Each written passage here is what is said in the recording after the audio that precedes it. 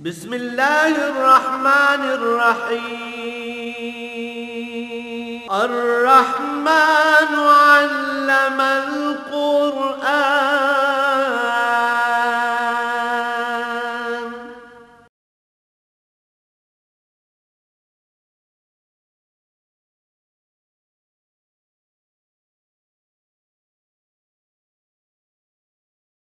الحمد للہ رب العالمین والصلاة والسلام علی حبیبہ محمد وآلہ وصحبہ اجمعین۔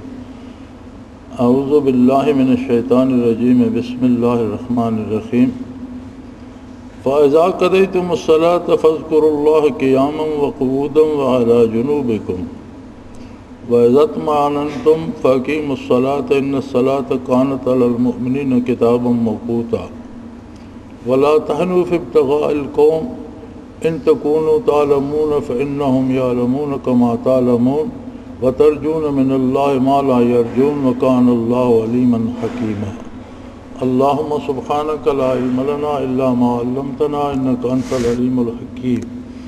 مولاي صل وسلم دائما أبدا على حبيبك خير الخلق كلهم۔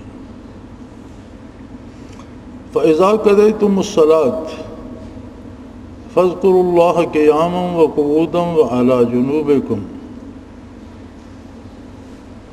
ارشاد باری تعالی ہے، اور یہ یاد رہے کہ پیچھے صلاۃ قصر کا ذکر آ رہا ہے، اور اس کی پہلی وجہ سفر اور دوسری وجہ حالت جنگ عین میدان کارزار میں بیان ہو رہی تھی، اور اس کے ساتھ یہ ارشاد ہو رہا ہے کہ جب آپ صلاۃ ختم کر چکو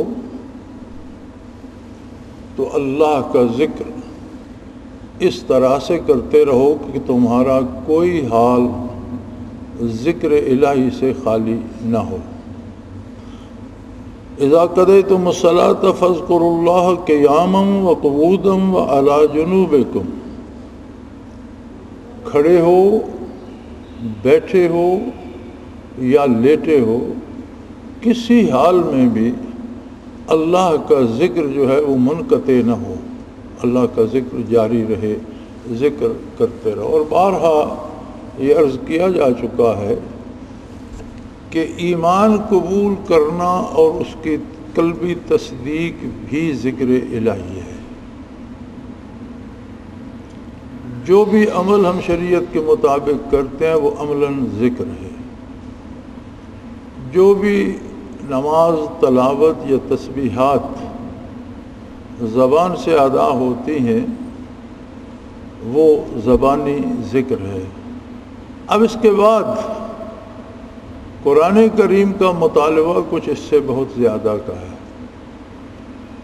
کہ صلاۃ قصر کی اجازت دی جا رہی ہے عین حالت جنگ میں، جب سر تن سے جدا ہو رہے ہیں، آتش و آن کی بارش ہو رہی ہے، خون کی ندیاں بہہ رہی ہیں، تو فرمایا نماز کو چھوڑو نہیں، 2 رکعت آدھی فوج حضور کے ساتھ یا امام کے ساتھ ادا کر لے، اور 2 رکعت ادا کر کے چلی جائے محاذ پر، اور دوسرے آدھے جو ہیں وہ دوسری 2 رکعت میں شامل ہوں، صلاۃ قصر کر لیں لیکن چھوڑی نہ جائے۔ اس سے آگے ارشاد ہوتے ہے جب نماز پوری ہو جائے، چونکہ نماز ایک ایسا عمل ہے جس کے اوقات معین ہیں، جس کا طریقہ کار معین ہے، جس کی عبارات تک اور تسبیحات تک اور تکبیرات تک معین ہیں، تو ظاہر ہے نماز تو ختم ہو جائے گی۔ نماز مکمل ہو جائے، اللہ کا ذکر جو ہے وہ ختم نہ ہو، اور اللہ کا ذکر ہر حال میں ہوتا رہے۔ کھڑے ہو ذکر ہوتا رہے، بیٹھ جاؤ ذکر ہوتا رہے، لیٹ جاؤ۔ علی جنوبکم، اور حالت جنگ میں تو آدمی زخمی ہو کر بھی اپنے پہلو پہ گر جاتا ہے، اس حال میں بھی ذکر الہی میں انقطاع نہیں آنا چاہیے۔ ظاہر ہے یہ صورتحال سوائے ذکر قلبی کے ممکن نہیں ہے، ذکر لسانی اس میں ساتھ نہیں دے سکتا، ذکر قلبی کے علاوہ کوئی صورت ایسی نہیں ہے کہ یہ حکم بجا لایا جا سکے۔ اس کا مطلب ہے کہ ذکر قلبی نص قرآنی سے بندے مومن پر مرد ہو یا عورت ہر حال میں فرض ہے، ضروری ہے اور اس سے چھٹکارا نہیں۔ بندے اور مالک کا رشتہ مالک کی طرف سے تو بے پناہ قسم کا ہے، وہ خالق ہے، ایک رشتہ ہے کہ ہم اس کی مخلوق ہیں، اس نے پیدا کیا، وہ پروردگار ہے، وہ رب ہے، ہر لمحہ ہر ضرورت پوری فرما رہا ہے، اس کی طرف سے تو رشتہ برقرار ہے۔ ہم جو دیکھ رہے ہیں یہ نگاہ اس کی عطا ہے، جو سن رہے ہیں یہ قوت سماعت اس کی عطا ہے، ہم بول رہے ہیں قوت گویائی اس کی عطا ہے، اور ہر لمحہ وہ قوت عطا کر رہا ہے۔ کسی بھی لمحے روکی جا سکتی ہے، لیکن وہ عطا کا بے شمار اس کے رشتے کرم کے ہر فرد کے ساتھ ہیں، لیکن فرد کا رشتہ کیا ہے ذات باری کے ساتھ؟ ایمان لایا، ایمان کا رشتہ ہے، ایک عمل ہے، ہو گیا۔ ایمان لانے کے بعد جب اس کا تعلق اللہ سے ابدیت کو استوار ہوا، اس نے اللہ کی حمد کی، اس کی ایک حد ہے، اس نے صلاۃ ادا کی، اس کی ایک حد ہے، اس نے روزہ رکھا، اس کی حدود معین ہے، اس نے حج کیا، اس کی حدود معین ہے۔ فرمایا یہ چھوٹے چھوٹے تعلق جو ہیں یہ اللہ کا شکر ادا کرنے کے لیے کافی نہیں ہے، اس لیے کہ اس کی رحمت کا تعلق وقتی نہیں ہے، اس کی رحمت کا تعلق دائمی ہے، مسلسل ہے۔ آج کی سائنس یہ کہتی ہے کہ کھربوں خلیوں سے انسانی وجود بنا ہے، ہر خلیہ اپنے جیسا ایک خلیہ بنا کر معدوم ہو جاتا ہے، ختم ہو جاتا ہے، پھر وہ خلیہ اپنے جیسا بنا کر معدوم ہو جاتا ہے۔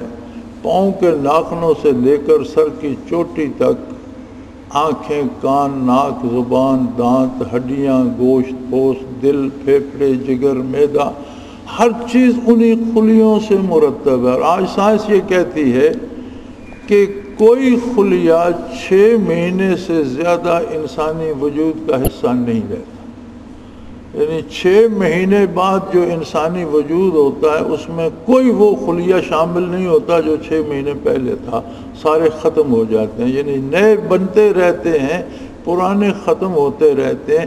ایک نظام حیات ہے، ایک اندازہ ہے سائنس کا کہ 2.5 کھرب خلیے ہوتے ہیں۔ 2.5 کھرب کی آبادی میں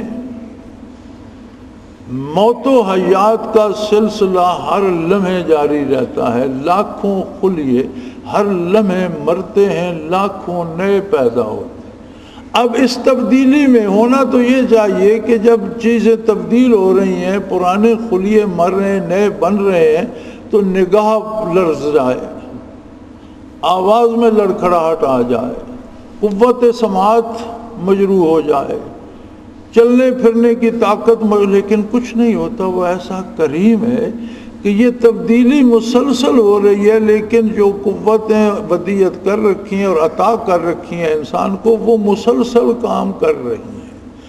خلیے آنکھ کے تبدیل ہو رہے ہیں، نگاہ میں فرق نہیں آتا، زبان کے خلیے بدل رہے ہیں، قوت گویائی میں فرق نہیں آتا، دماغ کے خلیے بدل رہے ہیں، لیکن سوچنے اور سمجھنے کی صلاحیت میں فرق نہیں آ رہا۔ اس کی عطا تو بے پایاں ہے اور ہر لمحہ ہے، اور بندہ چند لمحے، چند سجدے کر کے 2 رکعت فرض پڑھ کے جمعے کے فارغ ہو گیا، اور پھر وہ اگر نمازی بھی ہے تو عصر تک اسے یاد ہی نہ کرے، فارغ پھرتا رہے۔ فرمایا یہ تو کوئی بات نہ ہوئی کہ جہاں تک تمہارے لینے کی بات ہے اور اس کے کرم کی بات ہے تو وہ الگ دوام ہے، ہر لمحے اس کی ربوبیت عطا کیے جا رہی ہے، ہم لیے جا رہے ہیں، تو فرمایا میری یاد کو بھی دوام بخشو اور تمہارا کوئی حال، یہ جو بہانے بناتے ہیں نا جی، نماز پڑھی تو ذکر ادا ہو گیا، ذکر کا حق ادا ہو گیا، اللہ کریم فرما رہے ہیں وَإِذَا قَضَيْتُمُ الصَّلَاةَ، حالت جنگ میں نماز پڑھی، قصر پڑھی، 2 رکعت پڑھی۔ اب ظاہر ہے جب نماز سے فارغ ہوئے تو میدان کارزار میں جائیں گے، فرمایا لڑتے رہو لیکن ذکر میں غفلت نہ آئے، کھڑے ہو، بیٹھے ہو، سوار ہو یا پیدل ہو، آرام کرنے کے لیٹ گئے ہو یا زخمی ہو کر گر گئے ہو، لیکن میرے ذکر میں ایک پل بھی غفلت نہیں آنی چاہیے کہ جو کچھ میں عطا کر رہا ہوں اس میں کوئی پل خالی نہیں ہے، کوئی لمحہ خالی نہیں ہے کہ میری طرف سے تم پر بے کراں عنایات کا سمندر اڑیلا جا رہا ہے۔ اس کا شکر کرنے کا طریقہ یہ ہے کہ تمہارا دل بھی میری یاد سے کبھی غافل نہ ہو، تمہارے روئیں روئیں سے میرا نام نکل رہا ہو اور تمہارے وجود کا ہر سیل اللہ اللہ کر رہا ہو۔ اگر 2.5 کھرب سیل ہیں تو ایک لمحے میں 2.5 کھرب بار اللہ کی آواز آنی چاہیے وجود سے۔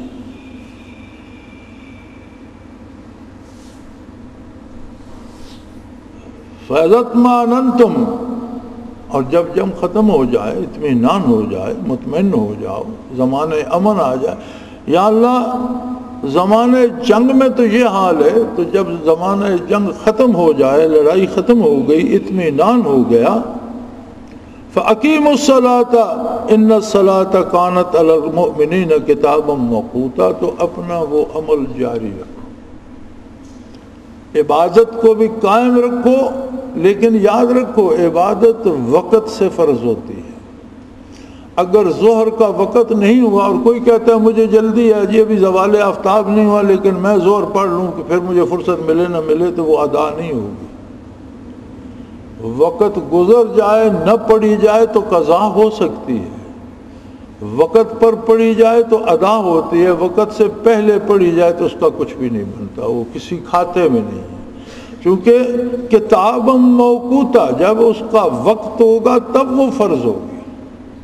اسی طرح ایک ضمنی مسئلہ ساتھ عرض کر دوں کہ بعض لوگ یہ کرتے ہیں کہ سال بھر خیرات صدقات دیتے رہتے ہیں اور جب زکوٰۃ کا وقت آتا ہے تو اس وقت کہتے ہیں کہ اتنی زکوٰۃ بنتی ہے، اتنی میں پہلے دے چکا ہوں، وہ ادا نہیں ہوتی، وہ آپ کے صدقات ہیں، وہ صدقات نافلہ ہیں، جب زکوٰۃ فرض ہوگی اس کے بعد جب ادا کریں گے تب ادا ہوگی۔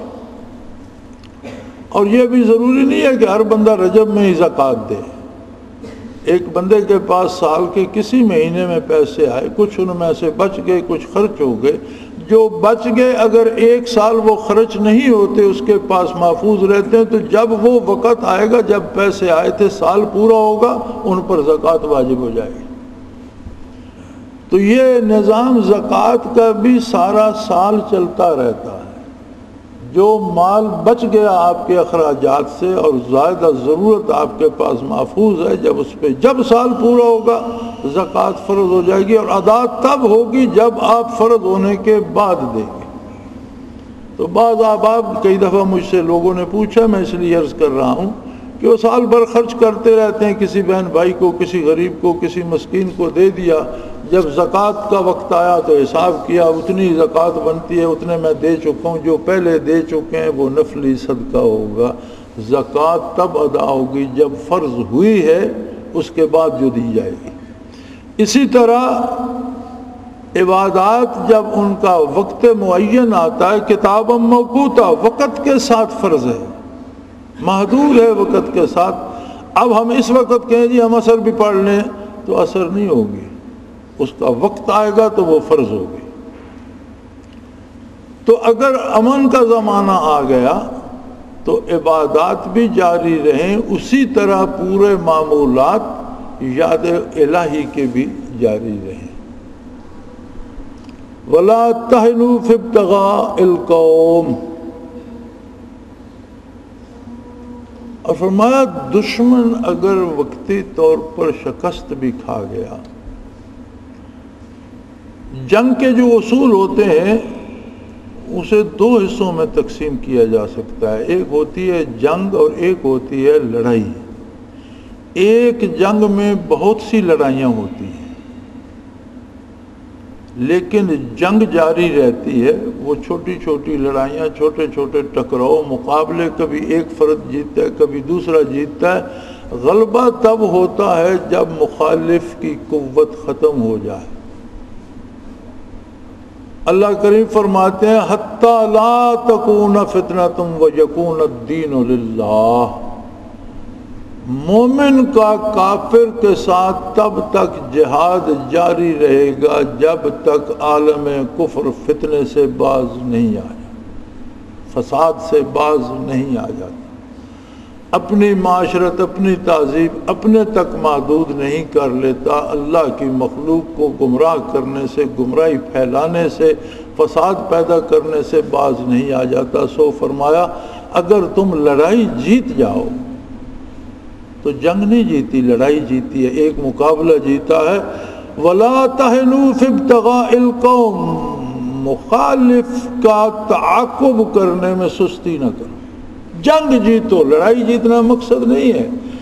جنگ جیتو، تب تک جہاد کرتے رہو جب تک دنیا میں فتنہ ختم نہ ہو جائے اور اللہ کا دین جو ہے اس کی عظمت قائم نہ ہو جائے.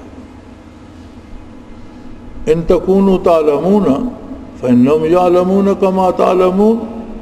اگر تمہیں زخم لگے، اگر لڑائی میں تمہارے بندے شہید ہو گئے، اگر تمہارے بندے زخمی ہو گئے تو یہ کوئی عذر نہیں ہے جنگ سے پیچھے ہٹنے کا. اس لیے کہ صرف ایک فریق زخمی نہیں ہوتا، ایک فریق کے بندے شہید نہیں ہوتے، کافر بھی مقابلے میں مارے جاتے ہیں، ان کے لوگ بھی زخمی ہوئے، اور اگر ان کے بندے نہ مارے جاتے، وہ زخمی نہ ہوتے تو میدان چھوڑ کر کیوں بھاگتے؟ اگر ایک لڑائی سے بھاگ گئے ہیں تو ان کا تعاقب جاری رکھو جب تک تم جنگ نہیں جیت لیتے.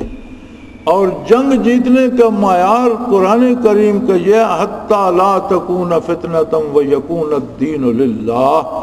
جب تک روح زمین پر اسلام کا غلبہ نہیں ہو جاتا اور فتنہ ختم نہیں ہو جاتا. ہر بندے کو اختیار ہے، وہ مسلمان ہو یا کافر رہے، اس کے انسانی حقوق ہیں، لیکن انسانی حقوق کی بھی ایک حد ہے.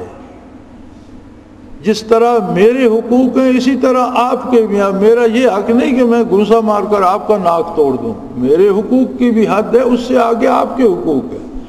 کافر کے بھی انسانی حقوق ہیں، لیکن اس کو یہ حق نہیں دیا جا سکتا کہ دنیا پہ گمراہی اور کفر و شرک پھیلانا شروع کر دے، دنیا پہ بے حیائی پھیلانا شروع کر دے، دنیا پہ لوگوں کے ساتھ ناانصافی کرنا شروع کر دے، ظلم و جور شروع کر دے، قتل عام شروع کر دے. اس کی اجازت نہیں دی جا سکتی. اور یہ تب ہی ختم ہوگا جب عالم اسلام، جب بندہ مومن جنگ جیتے گا. لڑائی جیتنے سے نہیں. لڑائی کہتے ہیں جو چھوٹے چھوٹے مقابلے جنگ میں جو ہوتے ہیں انہیں لڑائی کہتے ہیں.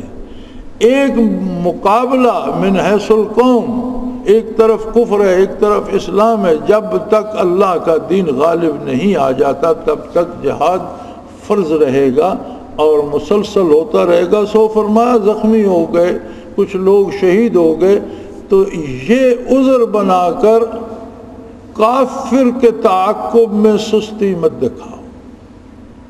اگر تمہیں دکھ پہنچا، تمہارے لوگ شہید ہوئے، زخمی ہوئے، تو مخالف کے بھی لوگ مارے گئے، کافر بھی جہنم رسید ہوئے، اس کے بھی زخمی ہوئے، لیکن ان دونوں میں فرق ہے.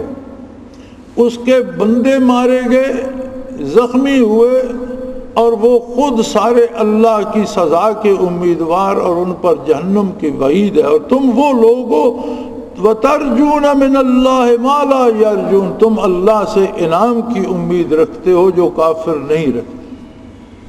یعنی بد دل ہونا مومن کو زیب نہیں دیتا. یہ تو کافر کو بد دل ہونا چاہیے کہ اس کی دنیا بھی گئی، دنیا کا نقصان بھی ہوا، بندے بھی مارے گئے، زخمی بھی ہوئے اور عذاب الہی کا شکار بھی ہوگا. اسے اللہ کے کرم کی امید نہیں ہے کہ وہ ایمان سے خالی ہے. اور تم وہ خوش نصیب ہو کہ اگر تمہارا کوئی میدان میں کھیت رہا تو وہ شہید ہو گیا، کوئی زخمی ہوا تو ہر زخم کا اجر اللہ دے گا اور وہ غازی بنا.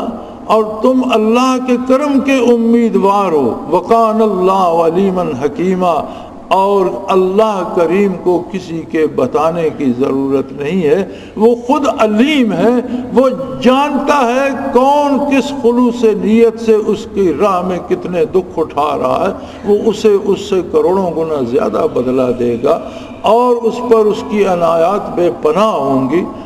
اور وہ حکیم بھی ہے، اس کی حکمت کا تقاضا ہے کہ نظام عالم کو قائم رکھتا ہے. بے شک دنیا میں کتنی بدی پھیل جائے، یاد رکھو قدرت توازن قائم رکھتی ہے. رات کتنی تاریک ہو جائے صبح ضرور طلوع ہوتی ہے، دن کتنا روشن ہو جائے رات آتی ہے. توازن قائم رہتا ہے، اور جب تک یہ دنیا قائم ہے توازن رہے گا، اور بدی کبھی بھی نیکی پر فتح نہیں پا سکتی. ایک طرف سے اگر بدی غالب آئے گی، دوسری طرف سے نیکی روشن ہونا شروع ہو جائے گی. اہل مغرب نے مسلمانوں کی 700 سالہ حکومت ختم کر کے ہسپانیہ میں بڑا جشن منایا اور بڑے فتح کے شادیانے بجائے کہ ہم نے مغرب سے مسلمانوں کو نکال دیا. عین اسی وقت اللہ نے تاتاریوں کو ایمان عطا کر دیا، اور وہ اسلام کا جھنڈا لیے ہوئے مغرب پر حملہ آور ہو گئے.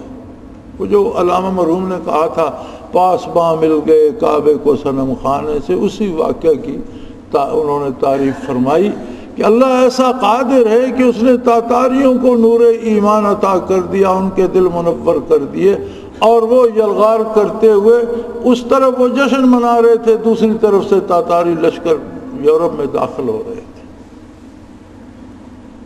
اس لیے کہ وہ حکیم بھی ہے، وہ دانا تر ہے، وہ یہ توازن قائم رکھے گا. اس کی یاد کبھی مٹ نہیں سکتی. ایسے دل رہیں گے جو روشن ہوں گے، ایسے وجود رہیں گے جن کا ہر باڈی سیل ذاکر ہوگا. یہ ہمیشہ رہیں گے، ہر حال میں رہیں گے. ہاں وہ لوگ خوش نصیب ہیں جنہیں اس کام کے لیے وہ چن لے گا. یہ اس کی عطا ہے، کسی کا کمال نہیں ہے، نہ میرا نہ آپ کا، اس کی عطا ہے. جتنی برائی بڑھتی جاتی ہے اتنا وہ اپنے ذکر کی محافل کو رونق دیتا جاتا ہے، لوگ اس کی یاد میں لگتے جاتے ہیں. انشاءاللہ العزیز ایک وقت آئے گا کہ برائی کو چھپنے کی جگہ نہیں ملے گی، اور ہر طرف اللہ کے دین اور عدل کا نعرہ بلند ہوگا. لیکن یہ کام زبانی نہیں ہوتے. یہ سرزمین اللہ اسے ہمیشہ خوشحال رکھے، لیکن یہ میدان کارزار بنیں گی. یہاں دریا سرخ ہو کر بہیں گے، یہاں خون بہے گا، لاشیں تڑپیں گے. غلبہ انہیں نصیب ہوگا جن کے وجود کا انگ انگ ذاکر ہوگا. اور یہی غزوۃ الہند ہوگا جس کی نوید محمد الرسول اللہ صلی اللہ علیہ وسلم نے سنا. یا رسول اللہ صلی اللہ علیہ وسلم نے فرمایا کہ میری امت کے آخری حصے میں 2 قومیں ایسی ہوں گی جو بلا حساب جنت میں داخل ہوں. پہلوں میں تو ہیں، حدیث شریف میں آتا ہے کہ بدر و احد کے شہداء اٹھیں گے اور مجاہد لوگ ہوں گے، وہ قبروں سے اٹھیں گے، وجود پھٹے ہوں گے، لباس خون سے تر ہوں گے، اسلحہ ہاتھ میں ہوگا، تو تلوار کے دستے سے جنت کا دروازہ کھٹکھٹائیں گے کہ دروازہ کھولو. تو رضوان کہے گا کہ حضرت ابھی تو حشر قائم ہوا ہے، ابھی تو آپ احباب کو میزان عدل پہ جانا ہے، نیکی بدی تولی جائے گی، اللہ کی بارگاہ میں حساب ہوگا، پھر آپ پل صراط سے گزریں گے، اس راستے سے ہو کر آئیں گے تو جنت کا دروازہ کھلا پائیں گے.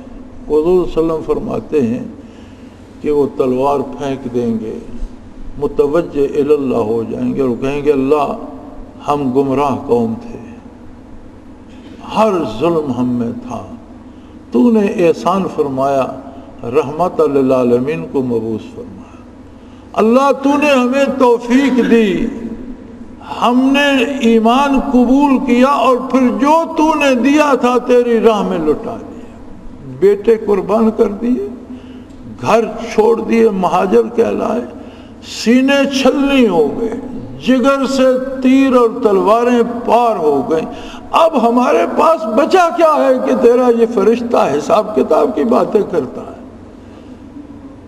تیری عطا تو بے حساب تھی، لیکن ہمارے پاس جو تو نے دیا اللہ ہم نے تیرے نبی کے قدموں میں نچھاور کر دیا۔ اب یہ کون ہوتا ہے جو جنت کے دروازے پہ کھڑا ہم سے حساب کتاب کی بات کرتا ہے؟ حضور فرماتے ہیں کہ اذن الہی ہوگا، رضوان کو حکم ہوگا کہ جنت کے سارے دروازے کھول دو، یہ ان کی مرضی ہے کہاں سے داخل ہوتے ہیں اور انہیں کون سی جگہ پسند آتی ہے، کہاں رہنا چاہتے ہیں۔ یہ تو پہلوں کی بات ہے۔ تو کسی نے عرض کی یا رسول اللہ اس قسم کے لوگ امت کے آخر میں کیا، آخر لوگوں کا کیا حال ہوگا؟ فرمایا دو جماعتیں بلا حساب اسی طرح جنت میں داخل ہوں۔ ایک وہ ہوگی جو الہند میں جہاد کرے گی، غزوۃ الہند۔ آپ نے پاکستان نہیں فرمایا صلی اللہ علیہ وسلم، آپ نے بھارت نہیں فرمایا، اب تو ہند بٹ گیا نا، بھارت اور پاکستان دو ملک بن گئے، آپ نے الہند فرمایا۔ اور یاد رہے الہند برِ صغیر کا نام ہے، اس کا مطلب یہ ہے کہ برِ صغیر پہ غزوۃ الہند برپا ہوگا، دنیا کا کفر ایک طرف ہوگا اور دینی قوتیں ایک طرف ہوں گی، غلبہ مومنین کو ہوگا، جو شہید ہوں گے اللہ کی حضور شہید ہو کر پہنچیں گے، جو بچ جائیں گے جب آخرت میں جائیں گے تو بلا حساب وہ بھی جنت میں داخل ہوں گے۔ اور اس برِ صغیر پر اسلامی ریاست قائم ہو کر پوری دنیا میں احیاء اسلام ہوگا۔ دوست کہتے ہیں کہ حالات بڑے خراب ہیں، لیکن میں دیانتداری سے سمجھتا ہوں کہ حالات بہت صحیح ہیں اور غزوۃ الہند کی طرف لے کر جا رہے ہیں۔ میں یہ سمجھتا ہوں کہ تخریب میں سے تعمیر نکلتی ہے۔ آپ کسی پرانے کھنڈر کو گرائیں گے نہیں تو وہاں نئی عمارت کیسے بنے گی؟ اب سب کی نگاہیں تخریب پر ہیں، ٹوٹ پھوٹ پر ہیں۔ ہمیں آزادی کا چکمہ دیا گیا، ہمیں ہمارے ساتھ جھوٹ بولا گیا، تم آزاد ہو گئے ہو، ہم آزاد نہیں ہوئے۔ ہماری غلامی کیا تھی؟ ہم ایک آزاد قوم تھے، اس برِ صغیر پر مسلمان حکمران تھے، اسلامی نظام تھا۔ انگریز کا غلبہ ہوا، اس نے نو آبادیاتی نظام ہم پر مسلط کر کے ہمیں غلام بنا لیا۔ انگریز چلا گیا، لیکن ہماری غلامی کا سبب صرف انگریز نہیں تھا، نو آبادیاتی نظام تھا۔ ہمارے گلے میں توق تھے، ہاتھوں اور پاؤں میں زنجیریں تھیں۔ کیا وہ نو آبادیاتی نظام کی زنجیریں ہمارے گلے سے اتر گئی؟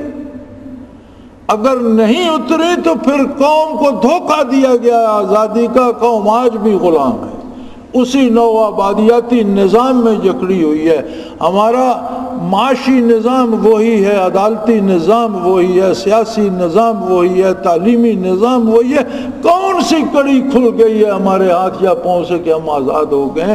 کاش اس قوم کو کوئی بتائے کہ تم بدترین غلامی میں چلے گئے ہو۔ پہلے ان زنجیروں کی کڑی انگریز کے ہاتھ میں تھی، اب اس نے اپنے غلاموں کے ہاتھ میں دے دی، تم غلاموں کے غلام ہو گئے ہو، تم آزاد نہیں ہوئے۔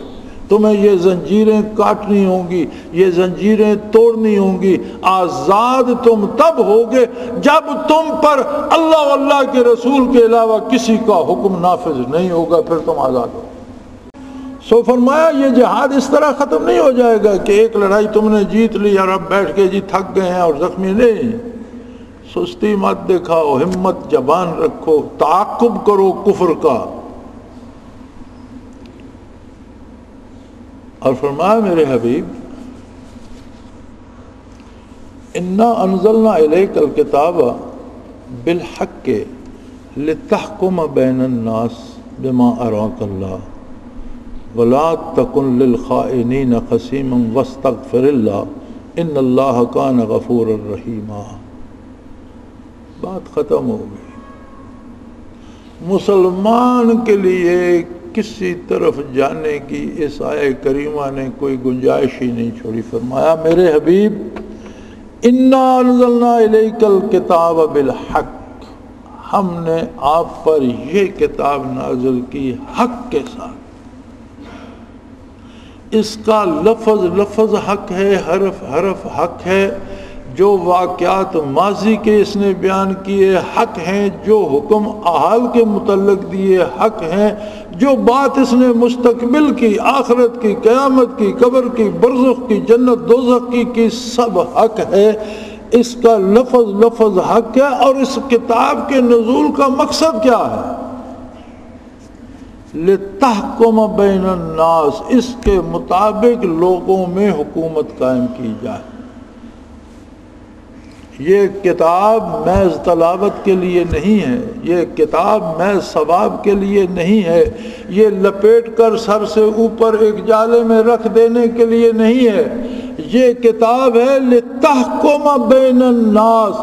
یہ نظام سلطنت بھی ہے، بندے اور رب کے تعلق کی بات بھی اسی میں ہے، اللہ کے احسانات بھی اسی میں ہیں، اور دنیا میں رہنے کا اسلوب اور نظام سلطنت، نظام حکومت۔ لِتَحْكُمَ بَيْنَ النَّاسِ، بین الناس، روئے زمین کے انسانوں میں اس کے مطابق حکم قائم کرو، یہ اس کے نزول کا مقصد ہے۔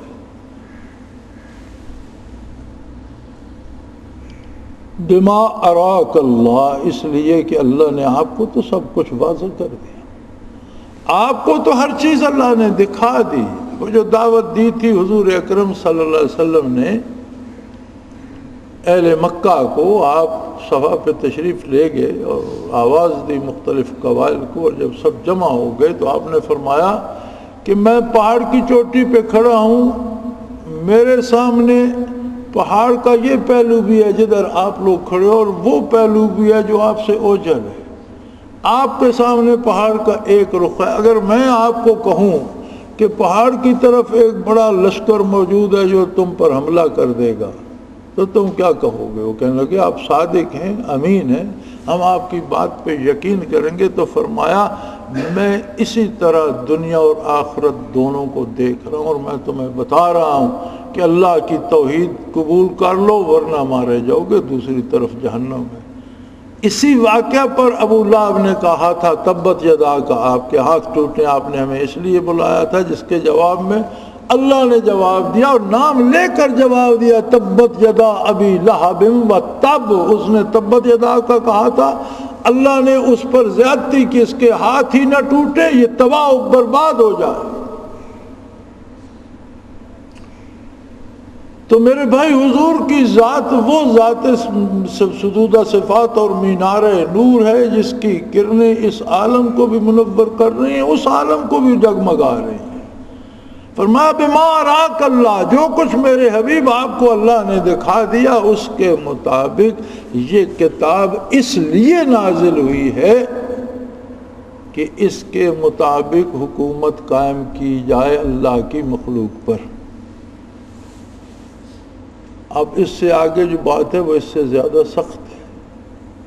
وَلَا تَكُنْ لِلْخَائِنِينَ خَصِيمًا، جو لوگ اللہ کے اس حکم میں خیانت کرتے ہیں، قرآن کے مطابق حکومت نہیں بناتے، قرآن کو حاکم نہیں مانتے، نظام سلطنت قرآن کے مطابق نہیں کرتے، وہ خائن ہیں۔ اور میرے حبیب آپ کو زیب نہیں دیتا کہ ایسے خیانت کرنے والوں کی آپ سفارش کریں، آپ ان کے لیے کوئی سفارش نہیں کریں۔ یہ ہمارے دانشوروں، ہمارے سیاستدانوں اور ہمارے حکمرانوں اور ارباب اختیار کے لیے یہ سوچنے کا وقت ہے۔ یوں تو بہت سے اللہ معاف کرے جو پیشہ ور ملا ہیں وہ مل جاتے ہیں۔ میں نے ان گناہگار آنکھوں سے دیکھا تھا جس دن اندرا گاندھی کی لاش جل رہی تھی تو اس کے سرہانے دو مولوی بیٹھے ہوئے قرآن پڑھ رہے تھے۔ یہ ٹیلی ویژن پر میں نے ان گناہگار آنکھوں سے دیکھا۔ کیا اندرا گاندھی کو ان مولویوں کا قرآن نفع پہنچائے گا جب نبی کریم رحمت للعالمین سے فرمایا جا رہا ہے کہ اے میرے حبیب جو اس کتاب کے نفاذ میں خیانت سے کام لے، کیونکہ بات تو کتاب کی آ رہی ہے، اِنَّا أَنزَلْنَا إِلَيْكَ الْكِتَابَ بِالْحَقِّ، ہم نے آپ پر کتاب نازل کی حق کے ساتھ۔ مقصد کیا تھا کتاب کا؟ لِتَحْكُمَ بَيْنَ النَّاسِ، تاکہ آپ اس کی حکومت لوگوں پر قائم کریں۔ بما اراک اللہ، اس لیے کہ اللہ نے آپ پر ہر شے واضح کر دی۔ اور اگر کوئی اس میں رکاوٹ بنتا ہے، بددیانتی کرتا ہے، دوسرا نظام حکومت اس کی حمایت کرتا ہے، جمہوریت جمہوریت جمہوریت کرتا رہتا ہے، اللہ رسول کا نام نہیں لیتا، ایسے بے دینوں کی آپ سفارش نہیں کیجیے گا۔ وَلَا تَكُنْ لِلْخَائِنِينَ خَصِيمًا، آپ میری بارگاہ میں ان خائنوں کے لیے کوئی جھگڑا نہیں کیجیے گا کہ انہیں بخش دے، میں انہیں نہیں چھوڑوں۔ وَاسْتَغْفِرِ اللَّهَ، اور اے انسان ہر لمحے اللہ سے بخشش کا طالب رہے۔ ان اللہ کان غفور الرحیم، یقیناً اللہ بخشنے والا بھی ہے، رحم کرنے والا بھی، اور اسے یہ بات پسند ہے کہ اس کا ہر بندہ اپنے لیے اس سے بخشش مانگے۔ بخشش مانگنے کا مطلب یہ ہے کہ آپ اگر کسی سے کے پاس جاتے ہیں کہ آپ میرا یہ کام کر دیں، تو کیا آپ اس کی نافرمانی کر کے جائیں گے؟ اگر کوئی استغفار کرتا ہے اللہ مجھے بخش دے، تو اس کا مطلب ہے کہ وہ اپنا کردار بھی قرآن کے مطابق ڈھالے گا۔ اور اس پہ خوش نہ رہیے کہ یہ سارا حکمرانوں کے بارے ہے، اس میں میں اور آپ بھی شامل ہیں۔ ہمیں اپنی ساری زندگی بھی اس کتاب کے مطابق اور اس کو اپنے اوپر حاکم کرنا ہے۔ کوئی نہیں کرے گا تو وہ خائن ہے، اور اس کی سفارش نبی کریم صلی اللہ علیہ وسلم کو اللہ منع فرما رہا ہے۔ میں یا کوئی دوسرا مولوی اس کی سفارش کیا کرے؟ یوں تو مولوی ہمیں کہتے ہیں کہ جی بخشوا دیا ہم نے، اور یہ پڑھ دیا وہ پڑھ دیا، کوئی بات نہیں۔ جس نے زندگی قرآن کے خلاف گزاری وہ جانے اس کا رب جانے۔ فرد کے لیے حکم ہے کہ اپنی زندگی پر اس کتاب کو حاکم بنائے، حکمرانوں کے لیے حکم ہے کہ اس کے مطابق نظام حکومت قائم کریں۔ اگر نہیں کرتے تو پھر یہ امید رکھیں کہ ان کی سفارش محمد رسول اللہ نہیں فرمائے۔ اللہ کریم ہمارے گناہ معاف فرمائے، اپنی اطاعت اور اپنے حبیب کی اطاعت کی توفیق عطا فرمائے۔ وآخر دعوانا ان الحمدللہ رب العالمین۔ اللہ اللہ اللہ اللہ اللہ اللہ اللہ اللہ۔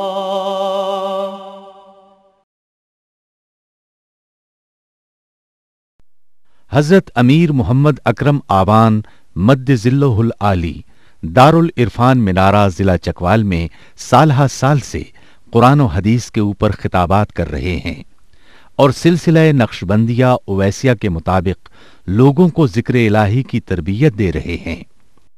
وہ قرآن پاک کی تفسیر ترتیب وار بیان کر رہے ہیں۔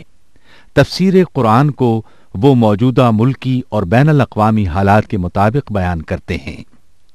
موٹر وے سے کلر کہار کے انٹرچینج سے نکلتے ہوئے، کلر کہار کی جھیل سے ہوتے ہوئے، میانی، بوچھال اور نورپور سے گزرتے ہوئے دارالعرفان منارہ پہنچ سکتے ہیں۔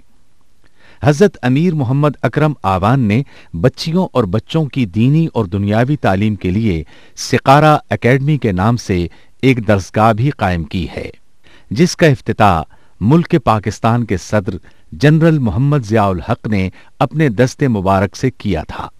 وہ تمام احباب جو اسلام کی طلب رکھتے ہیں ان سے گزارش ہے کہ دارالعرفان منارہ ضلع چکوال میں امیر محمد اکرم آوان صاحب کے خطابات سے مستفید ہوں۔ وہ ہر جمعے کو نماز سے پہلے بیان فرماتے ہیں۔ ہر ماہ کی پہلی اتوار کو ماہانہ اجتماع ہوتا ہے جس میں آپ خصوصی خطاب فرماتے ہیں اور پاکستان کے چاروں صوبوں سے احباب اس اجتماع میں شرکت کرتے ہیں۔ اس کے علاوہ یہاں سال میں 2 مرکزی اجتماعات بھی ہوتے ہیں، ایک رمضان المبارک میں اعتکاف کا اجتماع اور دوسرا جولائی اور اگست میں 40 دن کا اجتماع ہوتا ہے جس میں روحانی تربیت کی جاتی ہے۔ اپنا خون سیماب دے کر اتنا ہم کر جائیں گے، نام آقا کا چمن میں پھر رقم کر جائیں گے۔